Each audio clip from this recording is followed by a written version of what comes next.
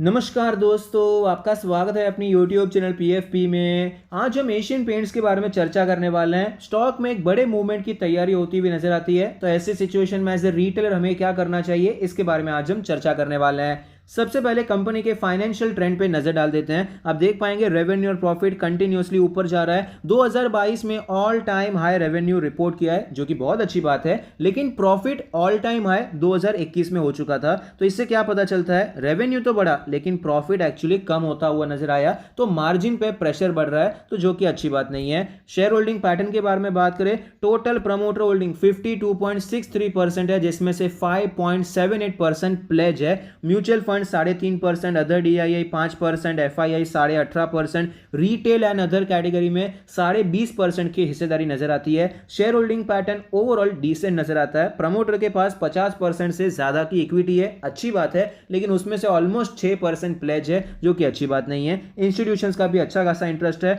Recent trend के बारे में बात करें, म्यूचुअल फंड अदर DIIs अपना स्टेक बढ़ा रहे हैं, जबकि FIIs अपना स्टेक कम करते जा रहे हैं।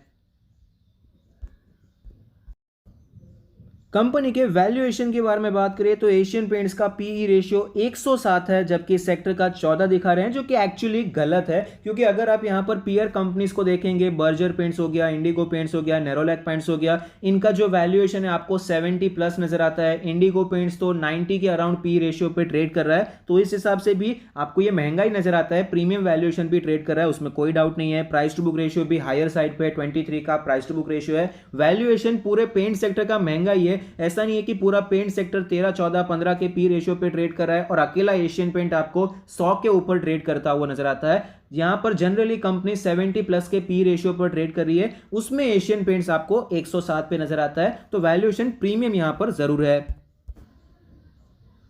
स्टॉक के चार्ट पर हमें नजर आता है कि यहां पर आपको अच्छी खासी वॉलेटिलिटी नजर आई है। 3,500 के लेवल से गिरावट हुई, स्टॉक ने 3,000 के आसपास सपोर्ट लिया, वापस रिकवरी आई, सेम लेवल से नीचे गिरावट होती हुई नजर आई। यहां पर आप देख पाएंगे किस प्रकार से आपको एक वॉलेटाइल मूवमेंट देखने को मिला है और वापस स्टॉक उसी लेवल पे पहुंच चुका है। पिछले एक साल में कोई खास रिटर्न्स इन्वेस्टर्स को बनाकर तो नहीं दिए हैं। अगर स्टॉक के रीसेंट ट्रेंड के बारे में बात करें तो रिसेंटली स्टॉक में तेजी के बाद आपको एक कॉन्सोलिडेशन चलता हुआ नजर आता है। 20 डेज के मूविंग एवरेज के नीचे की क्लोजिंग हुई है, बाकी सारे मूविंग एवरेज के ऊपर ट्रेड कर रहा है। 49 का डेली RSI है, मोमेंटम वीक होता हुआ नजर आता है। अब डेली चार्ट पे इंपॉर्टेंट लेवल्स के बारे में बात करें, 3,500 का रेजिस्टेंस है और 3250 का सपोर्ट नजर आता है। वीकली चार्ट पर चलते हैं। वीकली चार्ट पर भी आपको सेम लेवल्स नजर आएंगे, रेजिस्टेंस थोड़ा ऊपर शिफ्ट हो जाएगा, 3540 के आसपास का लेवल है।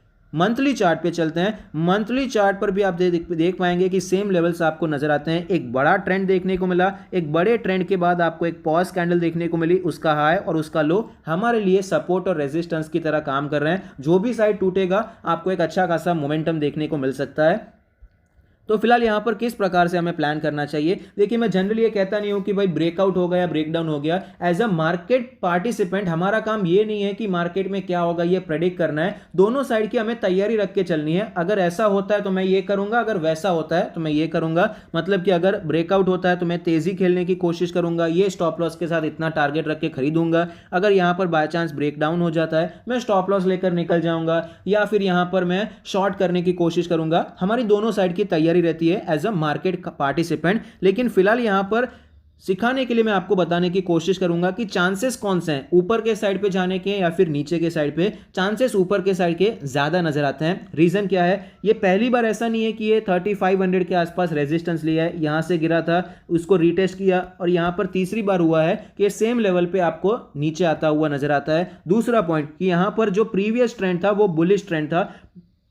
जो भी कंसोलिडेशन चल रहा है, कंसोलिडेशन के पहले जो ट्रेंड चल रहा था वो कंटिन्यू रहने के चांसेस बढ़ जाते हैं। तो यहां पर ये कंसोलिडेशन है, लेकिन उसके पहले आप देखिए बुलिश ट्रेंड है, तो हायर साइड पे जाने के चांसेस थोड़े से बढ़ जाते हैं। अगर आप ये देखना चाहेंगे तो आप देख पाएंगे किस प्रकार से हमें यहां पर गिरावट देखने को मिली, रिकवरी आई, कंसोलिडेशन हुआ, उसके बाद गिरावट हुई, क्योंकि प्रीवियस ट्रेंड यहां पर आपको वीक नजर आया था। मेजर ट्रेंड यहां पर वीक ऑफकोर्स था, तो यहां पर मेजर ट्रेंड बुलिश चल रहा है, उसके बाद वीकनेस ऑफकोर्स हुई, लेकिन ये कंसोलिडेशन में हायर चांस यहां पर ये है कि भाई ये ऊपर के साइड पे जा सकता है, ब्रेकआउट दे सकता है, लेकिन हम तैयारी दोनों की रखेंगे, दोनों का प्लानिंग करना जरूरी होता है, क्योंकि मार्केट में पूरा गेम प्रोबेबिलिटी पे चलता है। तो प्रोबेबिलिटी के हिसाब से जो भी होता है हम उसके हिसाब से तैयार रहेंगे।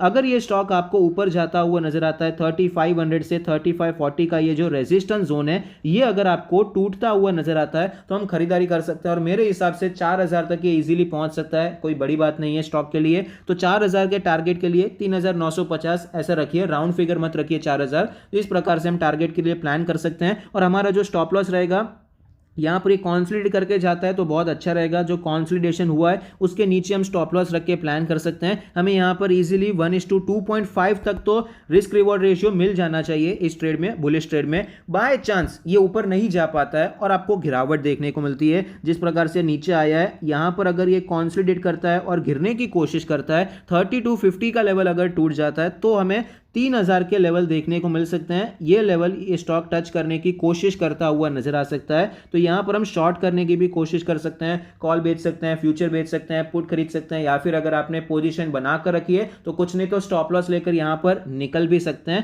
3240 का लेवल अगर टूट जाता है तो हम यहां पर गिरावट का प्लान कर सकते हैं। देखिए दोनों केस में जो ये जोन्स हैं, यहां पर थोड़ा बहुत अगर कॉन्सोलिडेट करके जाता है तो ज्यादा अच्छा रहेगा। यहां पर अगर थोड़ा ट्रेड करता है फिर ब्रेकआउट होता है तो ये अच्छा सिनेरियो रहेगा।